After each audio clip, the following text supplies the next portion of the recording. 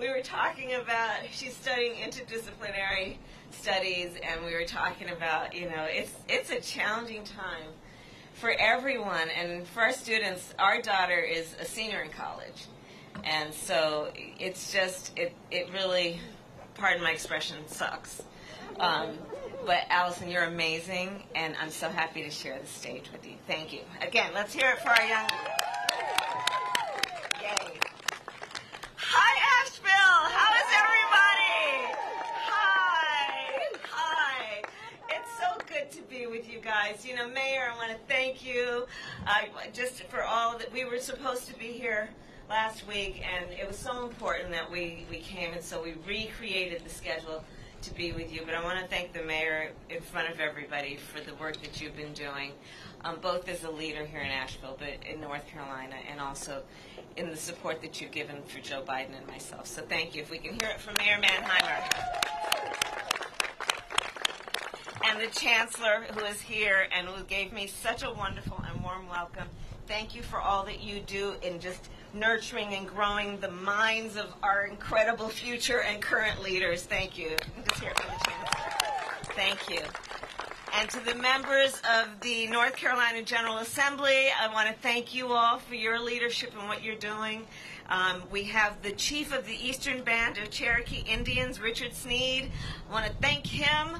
I'm going to thank the Buncombe County Commissioners and City Council, the Buncombe County Sheriff Quentin Miller, and all of you. Thank you. So much to talk about, and I'm just going to move this there so I can see you guys. 13 days to go. 13 days to go.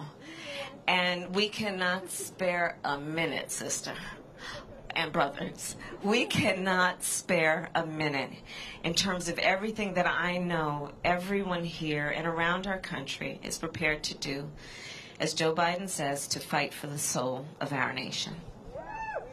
And that's really what's going on, right? It's about fighting for the soul of our nation. It's about knowing we deserve more and we are better than this. And there's so much that happened even before COVID struck. But in many ways, I've thought of this pandemic as being an accelerator, in that it has highlighted what was wrong before and it has made it worse, right? And so let's think about it in the context of what has been going on in terms of public health, especially during this virus. And we can't overlook the fact that on January 28th, Donald Trump and Mike Pence were informed about the nature of COVID-19, this virus. They were informed. 5 times more likely to kill people than the flu. Informed it could harm children. Informed it is airborne. Can you imagine what the families of Asheville, what the families of North Carolina could have done with that information on that date? To prepare, be it to stock up on toilet paper, or to plan, because we know that the vast majority of Americans don't have more than $1,000 in savings. And what folks might have done to prepare, knowing that it's predictable that they may not be able to go to work for a while. And sadly, we still have so many workers in America who don't have paid sick leave and paid family leave. But he didn't tell us. They sat on that information. They covered it up. And instead, the President of the United States, the Commander-in-Chief, whose first responsibility should be to keep the American people safe, sat on this information and suggested to the American people, you're on one side of his ledger if you don't wear a mask, and on the other side of his ledger if you do. And now we're looking at a situation where over 220,000 Americans have lost their lives in just the last several months, many of whom have families, and they could not even see them and hold their hands and touch them in their last days on this earth. We now have a situation where over 8 million people have contracted this virus, having untold long-term health consequences, including what doctors are telling us, lung scarring, things of that nature. And in the midst of all of this, the public health crisis, you've got Donald Trump and his boy Bill Barr in the United States Supreme Court. This is stranger than fiction. Have you ever heard that expression, fact is stranger than fiction? We're living it. We're living it, sister. And so what are we seeing? Right now, in the midst of a public health pandemic, Donald Trump and Bill Barr are in the United States Supreme Court trying to get rid of the Affordable Care Act that President Obama and Vice President Biden made happen, that brought health care to over 20 million Americans. And if they are successful, it is estimated at least 23 million Americans will lose their coverage. You know, there's this weird thing, I think, actually, about a couple, but this thing about Donald Trump, this weird thing, he's got this weird obsession with wanting to get rid of whatever President Obama and Vice President Biden created. It's just this weird obsession, right? So the other thing is that if he's successful in getting rid of the Affordable Care Act, remember, it put in place protections for people with pre-existing conditions. If you know anybody who has diabetes, asthma, high blood pressure, breast cancer, and now we're talking about 8 million people who have a pre-existing condition called COVID, and they're trying to get rid of it. That alone is reason to know that he is incapable of being a president who will protect the well-being and health of the American people, and that's why he's got to go. We're looking at a situation, again, this pandemic has been an accelerator. We're looking at a situation where over 30 million Americans had to apply for unemployment insurance, many of whom, again, did not have paid sick leave, did not have paid family leave. And they're trying to push through a Supreme Court nominee in what I call an illegitimate process, because, by the way, we're not talking about election season. We're not talking about election year. We're talking about an election that is taking place right now where over 20 million Americans have voted, and the election will be over in 13 days, and the majority of the American people are saying, let the American people decide who will be their president. And then that is the person who should decide who will fill a lifetime appointment to the highest court in our land. But yet they're trying to push through this nomination. I serve, as Allison told you, on the Judiciary Committee. I will say publicly I will oppose her confirmation for a number of reasons that include the illegitimacy of the process, that include the right of women to make decisions about their own body and their own reproductive health care, that include the need to maintain the Affordable Care Act, but they're pushing this thing through. Now, while there is a bill sitting on a desk that's been sitting there for 150 days called the HEROES Act, that would bring relief to all of these people who are suffering right now, who are in food lines for hours. The 1 in 5 mothers in America who is describing her children under the age of 12 as being hungry, who need an expansion of what we're fighting for in that bill. SNAP benefits, you know what that is? We used to call it food stamps. It's what people need when they're hungry. But they're pushing through this nomination instead of the Senate Republicans saying, vote on that bill, including one senator from this state. You know what I'm talking about.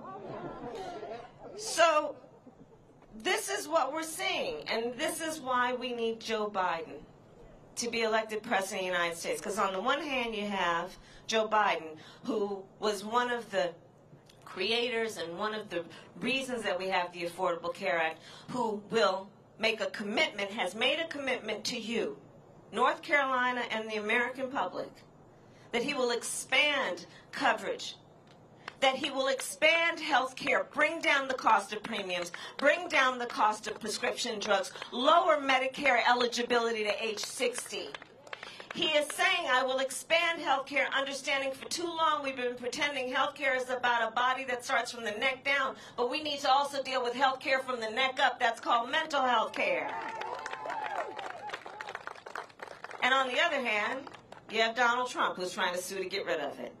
On the one hand, you have Joe Biden, who says, you want to talk about how we measure the success of the economy? Well, we measure the success of the economy based on the health and well-being of working families in America. On the other hand, you have Donald Trump, who passed a tax bill benefiting the top 1% and the biggest corporations of America, which will lead to a $2 trillion deficit. Joe Biden is saying, I'm not going to raise taxes on anybody who makes less than $400,000 a year. He's saying, I'm going to make sure first-time home buyers get a $15,000 tax credit to help them with down payments and closing costs, knowing that home ownership is one of the greatest ways that you create wealth in American families. On the one hand, you have a Joe Biden who says, we've got to deal with supporting the public schools of America, and we will triple Title I funding for those schools that are in the highest needs communities with the lowest tax base, because the children of those communities have a God-given capacity to be nurtured and to thrive, but we need to give them the resources. On the other hand, you have a Donald Trump who put Betsy DeVos in office. On the one hand, you have a Donald Trump who has been rejecting science from day one, rejecting science on the issue of this climate crisis, which is threatening our very existence, rejecting science on the issue of this virus. And on the other hand, you have a Joe Biden who embraces science, who will be a leader, who says that the public health experts must guide the policy decisions we make on all of these issues that literally threaten the health and well-being of the American people. So there are very clear choices here. And the bottom line is, I do believe the outcome of this race will, in very many ways, be decided by you, North Carolina. It will be. And in that way, the choices and the decisions you are making will impact people around the country.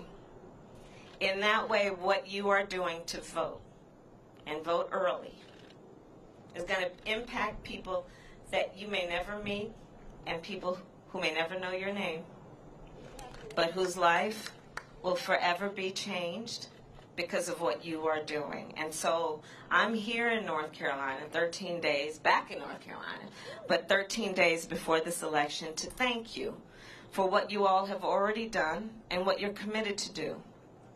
And this issue before us of who will be the next president of the United States has everything to do with fixing the problems, but it also has to do with restoring in our country what we know to be our highest ideals, around unity, around bringing folks together, around rejecting these notions of fear and hate and division, of doing what we know we have had the capacity and have the capacity to do, to regain our standing in a way we can feel good about the future of our children and our nation. All of this is at stake right now.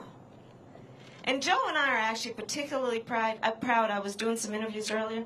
We're proud of the fact that ours is a campaign that has probably built one of the broadest coalitions of any campaign in recent history.